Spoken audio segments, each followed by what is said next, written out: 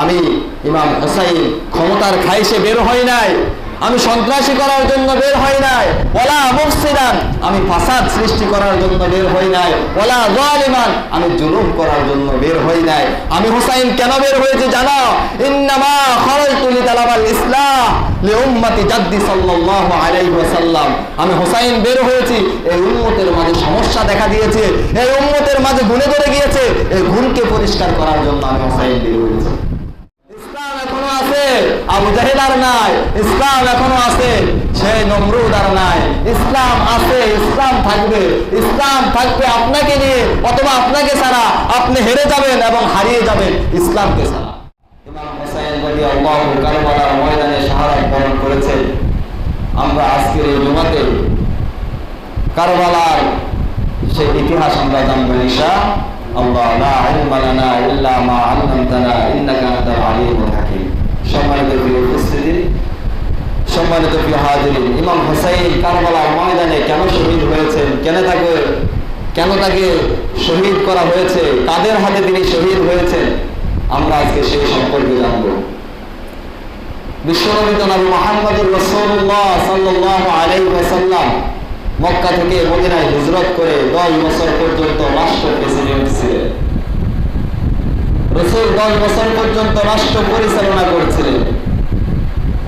অতঃপর রাসূল সাল্লাল্লাহু আলাইহি ওয়াসাল্লাম যখন ইন্তেকাল করেছেন, ইন্তেকালের পূর্বে বিশ্বনবী জনাব মুহাম্মদুর রাসূলুল্লাহ সাল্লাল্লাহু আলাইহি ওয়াসাল্লাম তার কোন সাহাবাকে ক্ষমতা দিয়ে যান নাই। অতঃপর লোকেরা সবাই মিলে পরামর্শক্রমে হযরতে আবু বকর রাদিয়াল্লাহুকে খেলাফতের দায়িত্ব দিয়েছিলেন, খলিফা নিযুক্ত করেছেন। হযরতে আবু বকর রাদিয়াল্লাহু প্রায় 2 বছর 3 মাস পর্যন্ত খলিফার দায়িত্ব পালন করেছেন। অতঃপর তিনি যখন ইন্তেকাল করবেন, তার যোগ্য সন্তান ছিলেন হযরতে আব্দুর রহমান ইবনে আবু বকর। তিনি তার সন্তান আব্দুর রহমান ইবনে আবু বকরকে ক্ষমতা দিয়ে যান নাই, বরঞ্চ তিনি কি করেছেন? ওমরের কথা ঘোষণা করেছেন। ঘোষণা করার কারণ ছিল ওমর সম্পর্কে তার ধারণা ছিল, আবু বকর নিজে এটা ধারণা করেছিলেন যে আমার মৃত্যুর পরে খেলাফতের দায়িত্ব পালন করার একমাত্র যোগ্য ব্যক্তি হচ্ছে ওমর। কেন তিনি তার নাম ঘোষণা করেছেন? তার কারণ হচ্ছে তিনি জানেন ওমর খুব শক্ত হৃদয়ের মানুষ। ইসলামের ব্যাপারে ওমর খুবই কঠোর। আসাদ্দুহুম ফি আমরিল্লাহি ওমর। ইসলামের বিষয়ে, আল্লাহর নির্দেশ মানার বিষয়ে, আল্লাহর হুকুমকে বাস্তবায়নের বিষয়ে ওমর অত্যন্ত কঠোর। কিন্তু তার কঠোরতা, এত কঠোরতা, হয়তো আমি আবু বকর যদি মরে যাই, লোকজন তার এই কঠোরতা দেখে ওমরকে নেতা নির্বাচন করবে না। তার কারণ ওমর কঠিন হৃদয়ের মানুষ। তিনি যদি ক্ষমতার আসনে বসেন তাহলে কেউ ছাড় পাবে না, এই ভেবে হয়তো তাকে কেউ ক্ষমতার আসনে বসাবে না।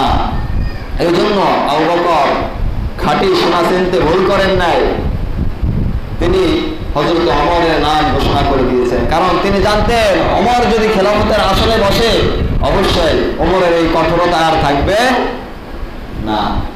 সম্মানিত উপস্থিতি, হযরত ওমর রাদিয়াল্লাহু খেলাফতের দায়িত্বে বসে তিনি ঘোষণা দিয়ে দিয়েছেন, আয়ুনি মা আতাআল্লাহ ওয়া রাসূলা ফাইন আসাআল্লাহ ওয়া রাসূলাহু ফাসাদ্দিদুনি। তোমরা আমি ওমরের আনুগত্য করবে ততক্ষণ, আমি ওমর আল্লাহ এবং রাসূলের অনুসরণ করব ততক্ষণ। অতঃপর তিনি বলেন, ফাসাদ্দিদুনি, আমি ওমর যদি বিপদে চলে যায় তোমরা আমার ঘাড় ধরে আমাকে ঠিক পথে পরিচালনা করে দিবে। সুবহানাল্লাহ। চিন্তা করেছেন, কঠোর হৃদয়ের মানুষটা ক্ষমতার আসনে বসে বলছেন যে আমি আল্লাহর রাসূলের আনুগত্য যতক্ষণ করব, তোমরা আমি ওমরের আনুগত্য ততক্ষণ করবে। যখন আমি আল্লাহর রাসূলের আনুগত্য থেকে দূরে সরে যাব তখন তোমরা আমাকে ঠিক করে দিবে, তখন আর আমার আনুগত্য করার প্রয়োজন নাই। এই জন্য তিনি আল্লাহর কাছে দোয়া করতেন, আল্লাহুম্মা ইন্নী গালিযাল কলবি ফালাইনি। আল্লাহ, আমার হৃদয়টা অত্যন্ত শক্ত, আমার হৃদয়টাকে তুমি কোমল করে দাও, আমার হৃদয়টাকে তুমি নরম করে দাও। সুবহানাল্লাহ। সম্মানিত ভাই, সে ওমর প্রায় 10 বছর খলিফার আসনে বসেছিলেন, রাষ্ট্র পরিচালনা করেছিলেন, এমনকি অর্ধ পৃথিবী রাজত্ব করেছেন ওমর। অর্ধ পৃথিবী করেছে শাসন, দুলার তক্তে বসে খেজুর পাতার প্রাসাদ তোমার বারবার গিয়েছে খসে। কেমন ওমর ছিলেন, যে ওমরের ব্যাপারে বিশ্বনবী বলেন লাউ কানা নাবিয়্যুন বা'দি লাকানা ওমর, আমার পরে কোনো নবী নাই, আমার পরে কোনো রাসূল নাই, আমার পরে যদি নবী হতেন আর রাসূল হতেন লাকানা ওমর, আল্লাহ ওমরকে রাসূল বানিয়ে দিতেন। সে ওমর 10 বছর পর্যন্ত ক্ষমতা পরিচালনা করার পর অতঃপর ওমর রাদিয়াল্লাহুকে নামাজের মধ্যে তাকে তার পেটের মধ্যে ছুরি ঢুকিয়ে দেওয়া হয়েছে। ওমর রাদিয়াল্লাহু সম্ভবত 3 দিন পর্যন্ত আহত ছিলেন। তারপরে যখন মৃত্যুবরণ করলেন, তার ছেলে আব্দুল্লাহ ইবনে ওমর এবং হাফসা রাদিয়াল্লাহু বলছেন যে আপনি তো মরে যাবেন, শহীদ হয়ে যাবেন, আপনার পরে কে ক্ষমতায় বসবে আপনি তাকে নির্বাচন করে দিয়ে যান। হযরত ওমর নির্বাচিত করলেন না, তিনি 6 জনের একটা কমিটি বানিয়ে দিয়ে গেলেন। তিনি বললেন আমি কাউকে নেতা বানিয়ে দিয়ে যাব না, কারণ আমার রাসূল কাউকে নেতা বানাই দিয়ে যান নাই, আমি রাসূলেরই অনুসরণ করলাম। অতঃপর হযরত ওমর রাদিয়াল্লাহু আনহু মৃত্যুবরণ করলেন। সবাই পরামর্শ ক্রমে হযরত ওসমান রাদিয়াল্লাহুকে খেলাফতের আসনে বসিয়েছেন। হযরত ওসমান রাদিয়াল্লাহু 12 বছর পর্যন্ত ক্ষমতা পরিচালনা করলেন, দেশ পরিচালনা করলেন, রাজত্ব করলেন 12 বছর। 12 বছর পর ওসমান রাদিয়াল্লাহুকে শহীদ করা হয়েছে। ক্ষমতা থাকা অবস্থায় ওসমান রাদিয়াল্লাহুকে শহীদ করা হয়েছে। অতঃপর লোকজন মিলে এবার আলী রাদিয়াল্লাহুকে খেলাফতের দায়িত্বে বসিয়েছে। কিন্তু আলীকে যখন খলিফা নির্বাচন করছেন তখন আলী বলছেন এটার যোগ্য আমি নয়, আমি তোমাদের নেতা হওয়ার যোগ্য নয়, আমাকে বানিও না। লোকজন বলছেন আপনি রাসূলের চাচাতো ভাই, আরেক দিক দিয়ে রাসূলের জামাই, অতএব আপনি এটার যোগ্য, আপনাকে ক্ষমতা পরিচালনা করতে হবে। অতঃপর লোকজন মিলে তাকে খলিফা নির্বাচন করলো। কিন্তু আলী রাদিয়াল্লাহু প্রায় 4.5 বছর পর্যন্ত খলিফার দায়িত্ব পালন করে তিনিও মৃত্যুবরণ করবেন। মৃত্যুর পূর্বে তার যোগ্য ছেলে ছিল ইমাম হাসান রাদিয়াল্লাহু, তিনি তার সন্তানকে নেতা বানিয়ে দিয়ে যান নাই। লোকজন পরামর্শ করে ইমাম হাসানকে নেতৃত্বের আসনে বসিয়েছিল। ইমাম হাসান যখন খলিফা, তিনি 6 মাস পর্যন্ত রাজত্ব করছেন। এর মধ্যে হযরত মুআবিয়া রাদিয়াল্লাহু কিন্তু অন্য জায়গার গভর্নর ছিল, কিন্তু তিনিও রাসূলের সাহাবী, কিন্তু তিনি ইমাম হুসাইনের এই ক্ষমতা মেনে নেন নাই। কিন্তু বিরোধী তো ওইভাবে করেন নাই, আর বলেনও নাই হুসাইন হাসান ক্ষমতা আমি চাই, আমাকে দাও, এটাও বলেন নাই। কিন্তু তিনি তার প্রতি একটু অসন্তুষ্ট ছিলেন এবং যে জায়গার গভর্নর ছিলেন ওই জায়গার লোকগুলো ইমাম হাসানের প্রতি অসন্তুষ্ট মনোভাব তৈরি হয়ে গেল, কারণ তাদের গভর্নরের তো মনোভাব অন্যরকম। এই জন্য ইমাম হাসান চিন্তা করলেন যে উনিও তো রাসূলের সাহাবী, রাসূলের জলিল কদর সাহাবী, কাতিবুল ওহী, ওহী নাজিল হইলে, কোরআন নাজিল হইলে যারা লিখতেন তাদের মধ্যে হযরত মুআবিয়া রাদিয়াল্লাহু অন্যতম ছিলেন। কিন্তু তিনি ইমাম হাসানকে ওভাবে মেনে না নেওয়ার কারণে ইমাম হাসান চিন্তা করলেন তিনি আমার চাচার বয়সী, তিনি যেহেতু মেনে নেন নাই, আমি ক্ষমতাটা তাকে ছেড়ে দিলাম। এতদিন পর্যন্ত কেউ চেয়ে নেন নাই ক্ষমতা, কিন্তু এবার মুআবিয়া রাদিয়াল্লাহু যদিও চেয়ে নেন নাই, কিন্তু তার মনোভাব চাওয়ার মতে ছিল। এই জন্য ইমাম হাসান কি করে দিয়েছেন, তাকে ক্ষমতা ছেড়ে দিয়েছেন। অতঃপর হযরতে মুআবিয়া রাদিয়াল্লাহু তিনি মৃত্যুর 10 বছর পূর্বে, তখনও ক্ষমতায়, তিনি ঘোষণা করে দিলেন যে আমি মৃত্যুর পূর্বে, আমি মৃত্যুর পরে ক্ষমতায় বসবে আমার সন্তান ইয়াজিদ। কে বসবে? এতদিন পর্যন্ত কেউ নিজেদের সন্তানকে বানিয়ে যান না, এবার মুআবিয়া রাদিয়াল্লাহু বলছে আমার পরে কে বসবে? ইয়াজিদ। সম্মানিত হাজিরিন, রাসূল সাল্লাল্লাহু আলাইহি ওয়াসাল্লামের মৃত্যুর পরে খেলাফত ছিল 30 বছর। আল খিলাফাতু আলা মিনহাজিন নবুওয়া, খেলাফত নবুয়তের আদলে পরিচালিত হয়েছিল বিশ্বনবীর মৃত্যুর পরে 30 বছর। আর মুআবিয়া রাদিয়াল্লাহু যে নেতা হয়েছেন তাকে খলিফা বলা হয় না। আবু বকর, ওমর, ওসমান, আলী রাদিয়াল্লাহুকে খলিফা বলা হয়, কিন্তু মুআবিয়া রাদিয়াল্লাহুকে খলিফা বলা হয় না, তাকে আমিরে মুআবিয়া বলা হয়। ইমারত শুরু হয়ে গেল, আমিরগিরি শুরু হয়ে গেল, রাজতন্ত্র শুরু হয়ে গেল, নিজে নেতা হয়ে গেছে। আসলে তার ব্যাপারে আমাদের কোনো মন্তব্য নাই, কারণ তিনি কার সাহাবী? রাসূলের সাহাবী, অনেক বড় সাহাবী, যাদের ব্যাপারে আল্লাহর ঘোষণা রাদিয়াল্লাহু আনহুম ওয়া রাদু আন, আমিও তোমাদের উপর সন্তুষ্ট, তোমরা আমার উপর সন্তুষ্ট। যাদের ব্যাপারে আল্লাহর রাসূল বলেন আমার সাহাবারা হচ্ছে আকাশের নক্ষত্র তুল্য। অতএব হযরত মুআবিয়া রাদিয়াল্লাহুর ব্যাপারে আল্লাহ তাআলাই ভালো জানেন, তার ব্যাপারে আমাদের কোনো মন্তব্য নেই। তিনি আল্লাহর রাসূলের সাহাবী ছিলেন। তিনি মৃত্যুর 10 বছর পূর্বে কি করেছেন? তার সন্তানের ব্যাপারে ঘোষণা দিয়েছেন, যুবরাজ, আমার পরে যে হবে খলিফা, আমার পরে যে নেতৃত্ব দিবে সে হচ্ছে আমার সন্তান ইয়াজিদ।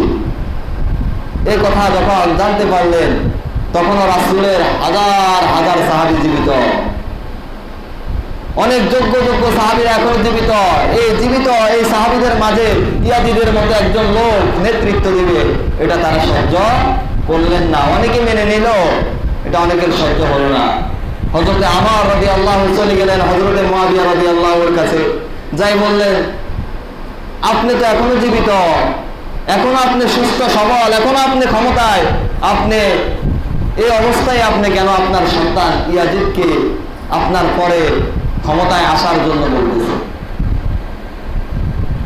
এত সকালে কেন আপনি এই সিদ্ধান্ত নিতেছেন? অথচ আবু বকর তো তার ছেলে আব্দুর রহমানকে ক্ষমতা দেয় নাই, ওমর তো তার ছেলে আব্দুল্লাহকে ক্ষমতা দেয় নাই, আলী তো তার ছেলে যোগ্য ছিল, আপনার ছেলের চেয়ে যোগ্য হাসান, অথচ আলী তো তার ছেলেকে ক্ষমতা দিয়ে যায় নাই, আপনি কেন আপনার সন্তানকে ক্ষমতা দিয়ে যাচ্ছে? অথচ লোকদের কাছে আমি এও শুনেছি আপনার এই ছেলে ইয়াজিদ এই মদ পান করে, নামাজ কাজা করে, নারীরা তার সেখানে নাচ গান করে, কেন আপনি তাকে নেতা নির্বাচন করতে চান? হযরতে মুআবিয়া রাদিয়াল্লাহু বলছেন, তুমি বলছো তোমার ছেলে আছে, আলীর ছেলে আছে, সবার ছেলে আছে, আমারও তো ছেলে আছে, আমি মনে করি আমার ছেলে আমার পরে ক্ষমতার আসনে বসার যোগ্য। অতএব তুমি তোমার মত পেশ করছো, আমি আমার সিদ্ধান্তের উপরে অটল আছি। অতএব তোমার মত আমি শুনেছি, তুমি আমার তোমার মত করে চলে যাও। সম্মানিত উপস্থিতি, অতঃপর 20 বছর পর্যন্ত হযরতে আমির মুআবিয়া রাদিয়াল্লাহু দেশ পরিচালনা করেছেন, সুন্দরভাবে পরিচালনা করেছেন, কারণ তিনি তো রাসূলের সাহাবী ছিলেন। তার মৃত্যুর পরে আবার ইয়াজিদ নেতা হয়েছে, কিন্তু রাসূলের অসংখ্য সাহাবীরা জীবিত, তারা তার এই যে চেয়ারে হযরতে রাসূল সাল্লাল্লাহু আলাইহি ওয়াসাল্লাম বসে দেশ পরিচালনা করেছেন, আবু বকর, ওমর, ওসমান, আলী, ইমাম হাসান রাদিয়াল্লাহু যে চেয়ারে বসে দেশ পরিচালনা করেছেন, ওই চেয়ারে বসে একজন মদপানকারী ব্যক্তি, নামাজ কাজাকারী ব্যক্তি, যার দরবারে মেয়েরা নাচানাচি করে, ওরকম একজন ব্যক্তি ওই চেয়ারে বসে দেশ পরিচালনা করবে, এটা কি সাহাবারা মেনে নিতে পারেন? বলে তারা মেনে নিলেন না। অতঃপর হযরত ইমাম হুসাইন রাদিয়াল্লাহু তখন জীবিত ছিলেন। কুফা নগরী থেকে, ইতিহাসের মধ্যে এসেছে হাজার হাজার চিঠি কুফা নগরী থেকে মদিনায় প্রেরণ করা হলো। ইমাম হুসাইনকে নেতা নির্বাচন করার জন্য তারা চিঠি প্রেরণ করেছে, আপনি আসেন, আমরা ইয়াজিদকে নেতা মানি না, আমরা আপনাকে নেতা নির্বাচন করতে চাই, আপনি কুফায় আসেন, আমরা আপনার হাতে বায়াত গ্রহণ করব। কিন্তু হযরত ইমাম হুসাইন রাদিয়াল্লাহু দেখলেন তাদের সিদ্ধান্ত তো সঠিক, ইয়াজিদের মতো একজন লোক দেশ পরিচালনা করবে, এখানে ইসলামের অনেক ক্ষতি হয়ে যাবে, সে যা শুরু করেছে। এমনকি ইয়াজিদ ক্ষমতা থাকা অবস্থায় মদিনার উপর পর্যন্ত আক্রমণ করেছে। সম্মানিত হাজিরি, এই ইয়াজিদ বাহিনী মুসলমান ছিল, ইয়াজিদ ধরো একজন সাহাবীর সন্তানে, চিন্তা করেছেন তাবেঈ ছিল। অতঃপর ইমাম হুসাইন রাদিয়াল্লাহু তার চাচাতো ভাই মুসলিম বিন আকিলকে সেই কুফা নগরীতে প্রেরণ করেছে, যাই দেখে আসো তো সেই কুফা নগরের মানুষ আমাকে তো হাজার হাজার চিঠি প্রেরণ করেছে যাওয়ার জন্য, সেই কুফার পরিবেশ কি অবস্থা তুমি একটু দেখে আসো। হযরতে মুসলিম বিন আকিল চলে গেছেন কুফা নগরীতে। কুফা নগরীতে যখন গেলেন, তখন কুফা নগরীর 18,000 মানুষ মুসলিম বিন আকিলের হাতে বায়াত গ্রহণ করে বলছেন, ও মুসলিম বিন আকিল, আমরা তোমার হাতে বায়াত গ্রহণ করার মাধ্যমে ইমাম হুসাইনের হাতে বায়াত গ্রহণ করেছি। ইয়াজিদের যদি 10 বছর আগে যদি ইয়াজিদের বায়াত গ্রহণ করে সে নেতা হতে পারে, আমরা তোমার হাতে বায়াত গ্রহণ করে ইমাম হুসাইনের হাতে বায়াত গ্রহণ করলাম। 18,000 মানুষ যখন মুসলিম বিন আকিলের হাতে বায়াত গ্রহণ করেছেন, তখন ইয়াজিদের কানে খবর চলে গেল। আর কুফার গভর্নর ছিল তখন নোমান ইবনে বশীর রাদিয়াল্লাহু, তিনিও রাসূলের একজন সাহাবী। তিনি ওইখানে বাধা দিলেন না, তার কারণ তিনিও চেয়েছিলেন যে ইমাম হুসাইনের নেতা হবে। এই খবর যখন চলে গেল, অতঃপর ইয়াজিদ কুফার গভর্নর নোমান ইবনে বশীরকে সেই ক্ষমতা থেকে বরখাস্ত করে দিল, আর কুফা নগরীর গভর্নর নিযুক্ত করলো উবাইদুল্লাহ ইবনে জিহাদকে। আর উবাইদুল্লাহ ইবনে জিহাদ ছিলেন খুব পাষাণ্ড হৃদয়ের মানুষ, বড় জালেম ছিলেন উবাইদুল্লাহ ইবনে জিহাদ। তিনি ক্ষমতায় এসে সর্বপ্রথম মুসলিম ইবনে আকিল রাদিয়াল্লাহুকে জবর করে দিলেন। হযরত ইমাম হুসাইনের চাচাতো ভাই মুসলিম বিন আকিলকে কি করে দিয়েছে? ক্ষমতায় এসে সর্বপ্রথম তাকে জবাই করে দিয়েছেন, এবং যারা তার হাতে বায়াত গ্রহণ করেছে তাদেরকে ধরে ধরে জবর করে দিচ্ছেন, পাশে দিয়ে দিচ্ছে। পরিস্থিতিটা অন্যরকম হয়ে গেল। এই ফাঁকে আবার ইমাম হুসাইন সেই কুফা নগরীতে রওনা করেছে 72 থেকে 78 জন লোক নিয়ে। তাদের মধ্যে শিশুও ছিল, তাদের মধ্যে নারীও ছিল, সব মিলাই 72 জন। তারা রওনা দিয়েছেন, কুফা নগরীর কাছাকাছি চলে এসেছেন। এমন সময় শুনতেছেন মুসলিম বিন আকিলকে হত্যা করা হয়েছে, এমনকি যারা তার হাতে বায়াত গ্রহণ করেছে তাদেরকে হত্যা করা হচ্ছে। আর উবাইদুল্লাহ ইবনে জিয়াদ তখন কি করলেন? যখন শুনতে পেয়েছেন যে ইমাম হুসাইন আসতেছে, তিনি তখন 1000 অশ্বারোহী দিয়ে তিনি তখন তাকে ঘেরাও করার জন্য পাঠিয়ে দিয়েছেন। অতঃপর তারা এসে কুফা নগরীতে ঢোকার পূর্বে ইমাম হুসাইন এবং তার পরিবার পরিজন যারা সাথে ছিল তাদেরকে আটকিয়ে দিয়েছেন, অবরোধ করে রেখেছেন, সামনে এগোতে দিচ্ছেন না। পরিস্থিতিটা অন্যরকম হয়ে গিয়েছে। এভাবে মুহররমের 2 তারিখে ইমাম হুসাইনকে কারবালার প্রান্ত যাওয়ার আগে তাকে আটকিয়ে দেওয়া হয়েছে। এমনকি মুহররমের 7 তারিখে আরো 4000 পদাতিক সৈন্যসহ 4000 পদাতিক সৈন্যসহ আরো 4000কে প্রেরণ করে দিয়েছে। মোট 5000 সৈন্য দিয়ে হযরত ইমাম হুসাইন রাদিয়াল্লাহুকে কারবালার প্রান্ত ঘেরাও করে রাখা হয়েছে। তখন তাদের নেতা ছিল ওমর বিন সাদ, তাদের প্রধান সেনাপতি ছিল। তাকে বলছিল, দেখো আমাকে কেন এখানে আটকিয়েছ? এই কুফা নগরীর মানুষগুলা আমাকে হাজার হাজার সিটি প্রেরণ করার কারণে আমার হাতে বায়াত গ্রহণ করবে বলেছে বিদায়, আমাকে দাওয়াত দিয়েছে বিদায় আমি তাদের কাছে এসেছি। অতএব হয়তো আমাকে তাদের কাছে যেতে দাও, না হয় আমাকে মদিনায় ফিরে যেতে দাও, না হয় আমাকে ইয়াজিদের কাছে যেতে দাও। তখন ওমর বিন সাদ প্রধান সেনাপতি তিনি বললেন, না, আপনাকে যেতে দিব, তবে আগে আমি আমার নেতা উবাইদুল্লাহ ইবনে জিয়াদের কাছে চিঠি প্রেরণ করে তিনি যে সিদ্ধান্ত দিবেন ওই সিদ্ধান্তে আমি মেনে নেব। অথবা উবাইদুল্লাহ ইবনে জিয়াদের কাছে চিঠি প্রেরণ করা হলো। উবাইদুল্লাহ ইবনে জিয়াদ আবার তার কাছে চিঠি প্রেরণ করেছে।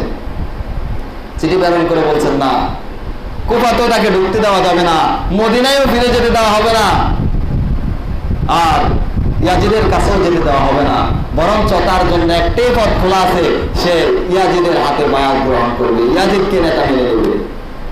কিন্তু ইমাম হুসাইন কি ইয়াজিদকে নেতা মেনে নেবে বলেন? কারণ তিনি তো মদিনা থেকে যখন বের হয়েছেন, তিনি তার ভাই মুহাম্মদ ইবনে হানাফিয়াকে চিঠি লিখে দিয়ে আসছেন, ইন্নী লাম আখরুজ আশাররান ওয়ালা বাতরান ওয়ালা মুফসিদান ওয়ালা যালিমান। আমি ইমাম হুসাইন ক্ষমতার খাইশে বের হই নাই, আমি সন্ত্রাসী করার জন্য বের হই নাই, ওয়ালা মুফসিদান আমি ফাসাদ সৃষ্টি করার জন্য বের হই নাই, ওয়ালা যালিমান আমি জুলুম করার জন্য বের হই নাই। আমি হুসাইন কেন বের হয়েছে জানো? ইন্নামা খারাজতু লিতালাবাল ইসলাহ লিউম্মতি জাদ্দি সাল্লাল্লাহু আলাইহি ওয়াসাল্লাম। আমি হুসাইন বের হয়েছি, এই উম্মতের মাঝে সমস্যা দেখা দিয়েছে, এই উম্মতের মাঝে গুণে ধরে গিয়েছে, এই গুণকে পরিষ্কার করার জন্য আমি হুসাইন বের হয়েছি। সম্মানিত প্রিয় হাজিরিন, 5000 সৈনিক তাদেরকে 72 জন ইমাম হুসাইনের পরিবারকে কারবালার প্রান্তরে আটকে দিল, ফোরাত কুল আবদ্ধ করে দিল, তাদের পানি পান করা বন্ধ করে দিল। সেইখান দিয়ে যাচ্ছিলেন একজন আরবের বিখ্যাত কবি ফারাজদাদ যাচ্ছিলেন তাদের পাশ দিয়ে। ইমাম হুসাইন তাকে দেখে জিজ্ঞাসা করলেন বাইয়িল্লানা নাবা'আন নাস খালফাক, তুমি তো কুফা নগর থেকে এসেছ, বলো বাইয়িল্লানা নাবা'আন নাস খালফাক, পিছনের সেই মানুষগুলার কি অবস্থা, কুফার মানুষগুলার কি অবস্থা, তারা তো আমাকে চিঠি দিয়েছে আসার জন্য, এখন তাদের কি পরিস্থিতি। তখন কবি ফারাজদাদ বললেন মিনাল খবীরি সাআলতা, যে ব্যক্তি ভালো খবর রাখে আপনি তাকে জিজ্ঞেস করছেন। অতঃপর তিনি বললেন আমি দেখে এসেছি কুলুবুন নাসি মা'আকা ওয়া সুয়ুফুহুম মা বানি উমাইয়া, আমি দেখে এসেছি কুফার মানুষগুলার অন্তর আপনার পক্ষে, কিন্তু কুফার মানুষগুলার তলোয়ার এখন আপনার বিপক্ষে। তাদের অন্তরটা আপনার পক্ষে, কিন্তু তাদের তলোয়ার আপনার পক্ষে নয়, তাদের তলোয়ার গুলো আপনার বিপক্ষে। তার কারণ ইয়াজিদের ভয়ে আর উবাইদুল্লাহ ইবনে জিয়াদের ভয়ে তারা এখন আপনার বিরুদ্ধে তলোয়ার ধরতে বাধ্য, কিন্তু তাদের অন্তর আপনার জন্য কাঁদে। এই যে 5000 সৈন্য দেখছেন, এদের মধ্যে এমন লোক আছে যে আপনার পক্ষে তাদের অন্তর, অথচ আপনার বিরুদ্ধে তারা অস্ত্র ধরতে বাধ্য হয়েছে। আজও ওই ইয়াজিদ বাহিনীর মতো কিছু লোক আছে নাকি নাই বলে পৃথিবীর প্রান্তে প্রান্তে ছড়িয়ে ছিটিয়ে আছে। তারাও জানে আজকে মুসলমান দাবি করে, আর ইয়াজিদও মুসলমান ছিল, আর যারা ইমাম হুসাইনকে কারবালার ময়দানে শহীদ করেছেন, আটকিয়েছেন, তারাও কিন্তু মুসলমান ছিল। এমনকি ইমাম হুসাইন সেখানে নামাজ পড়েছেন, ওই সৈনিকগুলা ইমাম হুসাইনের পিছনে নামাজ আদায় করেছেন। যারা ইমাম হুসাইনের পিছনে নামাজ আদায় করেন তারাই ইমাম হুসাইনকে কি করেন, গলা কেটে শহীদ করে দেন। আজও এ জাতির শ্রেষ্ঠ সন্তান ওলামা ইকরামদের পিছনে নামাজ পড়ে, আবার সে ওলামা ইকরামদেরকে আবার জেলে ভরে, এমন নাই? তারাও মুসলমানের সন্তান, তারাও বলে আমরা মুসলমান। তো তারা মুসলমান ঠিক, ওই ইয়াজিদ মার্কা মুসলমান তারা।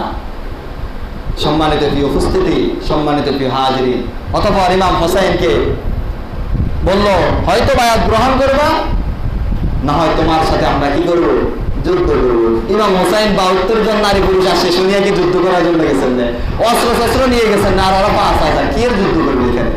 ইমাম হুসাইন বললেন ঠিক আছে, যদি যুদ্ধ করো সমস্যা নাই, ফিরেও যেতে দিবে না, কুফায়ও যেতে দিবে না, ইয়াজিদের কাছেও যেতে দিবে না, কিন্তু বায়াত আমি গ্রহণ করব না। সম্মানিত উপস্থিতি, 9 তারিখ মুহররমের 9 তারিখ যখন আসলো, তখন ইমাম হুসাইন তার সেই আহালদেরকে বললেন দেখো আগামীকালকে আমার জীবনের হয়তো শেষ দিন, তোমরা চাইলে আমাকে ছেড়ে চলে যেতে পারো না, ওদের টার্গেট শুধু আমি, তোমরা চাইলে চলে যেতে পারো। তারা বললেন হুসাইন আমরা আপনাকে ছেড়ে যাব না, প্রয়োজন আপনার সাথে থেকে যুদ্ধ করব, শহীদ হব, তারপর আপনাকে ছেড়ে যাব না। অতঃপর হযরত ইমাম হুসাইন রাদিয়াল্লাহু তারা যুদ্ধ ঘোষণা করে দিল। ইমাম হুসাইনকে বলল যুদ্ধ ঘোষণা করো। ইমাম হুসাইন বলছে আমাদের পক্ষ থেকে আমরা যুদ্ধ ঘোষণা করব না। অতঃপর তারা কি করলো, তাবুর দিকে তীর নিক্ষেপ করা শুরু করলো। এত পরিমাণে তাবুর দিকে তীর নিক্ষেপ করা শুরু করলো, এবার তাবুর মধ্যে যারা আছেন তারা ইমাম হুসাইনকে বলতেছেন আমরা কি তাবুর মধ্যে তীরের আঘাতে মারা যাবো নাকি কাপুরুষের মতো? তারাও তো মানুষ, তাদেরও তো জিদ আছে, আমরা কি তাবুর মধ্যে মারা যাবো নাকি? আমরা তাদের সাথে যুদ্ধ করে মরবো, আপনি আমাদেরকে নির্দেশ দেন। অতঃপর ইমাম হুসাইন নির্দেশ দিলেন, তারা তাদের সাথে যুদ্ধ করতে শুরু করলেন। এক পর্যায়ে একে একে সবাই শহীদ হয়ে যাচ্ছেন, সকল পুরুষ শহীদ হয়ে গেছেন, এখন মাত্র ইমাম হুসাইন আছেন। হযরত ইমাম হুসাইন রাদিয়াল্লাহু আনহু স্ত্রী তাবু থেকে তাকে ডাক দিয়া বললেন ও প্রাণের স্বামী, এখন তো আপনার পালা, আপনি যুদ্ধ করবেন, হয়তো আপনিও শহীদ হয়ে যাবেন। এই যে আপনার সন্তান, এই কোলের শিশুটা আলী আসগর, এই আলী আসগর পানির পিপাসায় ছটফট করতেছে, আপনি ওনাকে একটু, এই ছেলেটাকে একটু পানির ব্যবস্থা করে দেন। চিন্তা করছেন বিশাল সমুদ্র, ফোরাত কুল তারা আবদ্ধ করে রেখেছে, নবী পরিবারকে পানি পান করতে দিচ্ছে না। সম্মানিত উপস্থিতি, হযরত ইমাম হুসাইন তার সন্তান আলী আসগরকে হাতের মধ্যে নিয়ে সৈন্যদের সামনে তুলে ধরলেন আর বললেন, এই ইয়াজিদের সৈন্যরা শোনো, আমার হাতে যাকে দেখছো উনি কে জানো? উনি হচ্ছে হযরতে আলীর নাতি, উনি হচ্ছে নবী মুহাম্মদুর রাসূলুল্লাহ সাল্লাল্লাহু আলাইহি ওয়াসাল্লামের আহার। অতএব এই বিশাল সমুদ্র, এই ফোরাত কোল তোমরা আবদ্ধ করে দিয়েছ, শত্রুতা থাকলে আমার সাথে আছে, এই বাচ্চার সাথে তো তোমাদের শত্রুতা নাই। অতএব এই ফোরাতের অগণিত পানি থেকে তোমরা একটু পানি আমার সন্তানটাকে দাও। তারা পানি দিল না, বরং তীর নিক্ষেপ করলো তার দিকে, আর ওই তীর এসে আলী আসগর রাদিয়াল্লাহু বুকের মধ্যে ঢুকে গেল। তীরটাকে টান দিয়ে বের করে সন্তানটাকে তাঁবুতে ফিরিয়ে নিয়ে গেলেন, আর স্ত্রীকে ডাক দিয়ে বললেন, প্রাণের স্ত্রী, এই নাও তোমার সন্তান, আর কোনোদিন তোমার কাছে পানি চাইবে না, তোমার কাছে আর পানি চেয়ে ডিস্টার্ব দেবে না, জনগের মতো পানি পান করে চলে এসেছে। অতঃপর তিনি যুদ্ধের ময়দানে নেমে গেলেন। অসংখ্য তীর তার শরীরে এসেছে, তিনি হত্যা করেছেন অনেককে। তাদের সাথে যুদ্ধ করতে করতে এক পর্যায়ে ফোরাতের কিনারে চলে গেছেন, ফোরাতকে উদ্ধার করে ফেলেছেন। তিনি যখন ফোরাতের নদী থেকে পানি হাতের মধ্যে নিয়েছেন পান করবেন, এমন সময় একজন তীর নিক্ষেপ করছে, আর ওই তীর এসে ইমাম হুসাইন রাদিয়াল্লাহু চেহারার মধ্যে ঢুকে গিয়েছে। হযরত ইমাম হুসাইন রাদিয়াল্লাহু পানিগুলো ফেলে দিলেন, ফিরে আসলেন, আবার তাদের সাথে যুদ্ধ শুরু হয়ে গেল। যুদ্ধ করতেছিলেন, এক পর্যায়ে একজন এসে ইমাম হুসাইনের ডান হাত কেটে ফেলে দিলেন, আরেকজন এসে ইমাম হুসাইন রাদিয়াল্লাহুকে গলায় ছুরি চালিয়ে দিলেন। ইমাম হুসাইন রাদিয়াল্লাহু পড়ে গেছে, শিমর এসে ইমাম হুসাইনের বুকের উপর উঠে বাকিটুকু মাথা দেহ থেকে আলাদা করে ফেলল। ঘটে গেল ইতিহাসের নির্মমতম ঘটনা। অতঃপর তারা এতটুকুই ক্ষান্ত হয় নাই, মাথাটাকে নিয়ে গেল প্রথমে কুফায়, সেখানে উবাইদুল্লাহ ইবনে জিহাদের কাছে নিয়ে গেল, তারপরে ইয়াজিদের কাছে নিয়ে গেল। আর যে দেহগুলা পড়ে রয়েছে শহীদদের, এগুলার উপরে ঘোড়া দাবিয়ে তাদেরকে শেষ করে দেওয়া হলো, তাদের অঙ্গ পতঙ্গগুলা, হাড়গুলাকে চুরমাচুর করে দেওয়া হলো। 2 দিন পর গাফেরিয়া পল্লীর লোকেরা এসে দেখলো যে ইমাম হুসাইনের দেহের সাথে মাথা নাই, হাত নাই, তার পাঁজরের হাড়গুলো ভেঙে চুরে চুরমার, তার কোমরের হাড় ভেঙে চুরে চুরমার হয়ে গেছে। এভাবে তাদের লাশগুলা পড়ে আছে, তারা লাশগুলাকে সংরক্ষণ করবে। অতঃপর ইয়াজিদের কাছে যখন মাথাটা নেওয়া হয়েছে, বেদায়া আর নেহায়ার মধ্যে 2 করে বক্তব্য এসেছে। ইয়াজিদ নাকি বক্তব্য দিয়েছে যে ইমাম হুসাইন, আমি যদি সেদিন সেখানে থাকতাম আমি তোমাকে মরতে দিতাম না, আমি তো তাদেরকে বলেছি তোমরা আটক করো, মারতে বলি না, এরকম একটা বক্তব্য আছে। কিন্তু আরেকটা বক্তব্য সেম ওই কিতাবের মধ্যে দেওয়া হয়েছে, যেহেতু এটা ইতিহাস 100% সত্য হতে পারে, আবার ব্যতিক্রমও থাকতে পারে। এই জন্য আমরা যেটা যেভাবে আসছে ওটাকে ওইভাবে গ্রহণ করবো। ইয়াজিদের ব্যাপারে আরেকটা বক্তব্য এটা ছিল যে ইয়াজিদের সামনে যখন ইমাম হুসাইনের মাথাটা রাখা হয়েছে, তখন ইয়াজিদ বাঁশের কঞ্চি দিয়ে ইমাম হুসাইনের মুখের মধ্যে আঘাত করছে। সেখানে উপস্থিত ছিলেন আবু বারজা আল-আসলামি রাদিয়াল্লাহু উপস্থিত ছিলেন, বৃদ্ধ সাহাবী রাসূলের, তিনি উপস্থিত ছিলেন। ইয়াজিদ যখন বাঁশের কঞ্চি দিয়ে ইমাম হুসাইনের মুখের মধ্যে আঘাত করছে, ইয়াজিদকে ডাক দিয়া বলছেন, হে ইয়াজিদ, কার মুখের মধ্যে তুমি আঘাত করেছো তুমি কি জানো? ইনি তো বিশ্বনবীর নাতি, আমি অসংখ্যবার দেখেছি বিশ্বনবী এর মুখের মধ্যে চুমা দিয়েছেন। কার শরীরের মধ্যে, মাথার মধ্যে আর মুখের মধ্যে আঘাত করেছো জানাই? ইমাম হুসাইনের এমন কোন অঙ্গ প্রত্যঙ্গ নাই যেখানে বিশ্বনবীর ছোঁয়া লাগে নাই। ইয়াজিদ, সব মেনে নিয়েছি, তুমি যেই কাজ করছো এটা আর মেনে নেওয়া সম্ভব নয়। সম্মানিত কি উপস্থিতি, সম্মানিত কি হাজির, হযরত ইমাম হুসাইন রাদিয়াল্লাহু এই ইসলামের জন্য, এই দ্বীনের জন্য কি করেছে? নিজের জীবনটাকে বিলিয়ে দিয়েছে। সম্মানিত কি উপস্থিতি, শুধুমাত্র ইসলামকে প্রতিষ্ঠা করার জন্য। ইসলাম এখনো আছে, কিন্তু সেই ইয়াজিদ কি আর আছে? ইসলাম এখনো আছে, ফিরআউন কি আর আছে? ইসলাম এখনো আছে, আবু জাহেল আর নাই। ইসলাম এখনো আছে, সেই নমরুদ আর নাই। ইসলাম আছে, ইসলাম থাকবে। ইসলাম থাকবে আপনাকে নিয়ে, অথবা আপনাকে ছাড়া আপনি হেরে যাবেন এবং হারিয়ে যাবেন ইসলামকে ছাড়া। সম্মানিত হাজিরিন, ইসলাম সেটা এক পরশ, মানে তারেকে পেয়েছে খুঁজি, পরশে তাহার সোনা হলো যারা, তাদের মোরা বুঝি। আজ বুঝি কেন বলিয়াছিলেন শেষ পয়গাম্বর, মোর পরে যদি নবী হতো কেউ হতো সে এক ওমর। ইসলাম, সেই ইসলাম আজও আমাদের কাছে আছে, যে ইসলামের জন্য সাহাবায়ে কেরাম জীবন দিয়েছেন, নিজেদের ঘর বাড়ি সংসার সব ছেড়েছেন, নিজেদের সন্তানদেরকে এতিম বানিয়েছেন, নিজেদের স্ত্রীদেরকে বিধবা বানিয়েছেন শুধু এই ইসলামকে প্রতিষ্ঠা করার জন্য। সেই ইসলাম আমাদের কাছে এসেছে। এই ইসলাম আপেল কমলার আঙ্গুর বেদনার মধ্য দিয়ে আসে নাই, ইসলাম এসেছে উহুদ, বদর, খন্দক আর কারবালার ময়দানের মধ্য দিয়ে। এই জন্য আমরা মুসলমান, মুসলমানের সন্তান। কিয়ামতের ময়দানে মুসলমান পরিচয় দিলে হবে না। ইয়াজিদও বলবে আমি তো মুসলমানের সন্তান, আমার বাবা একজন সাহাবী ছিল। কিন্তু পার পাবে এই কথা বললে? পার পাবে না। এই জন্য আমাদেরকে মুসলমান হতে হবে। ওয়ালা তামুতুন্না ইল্লা ওয়া আনতুম মুসলিমুন। আল্লাহ বলেছেন পরিপূর্ণ মুসলমান না হয়ে মৃত্যুবরণ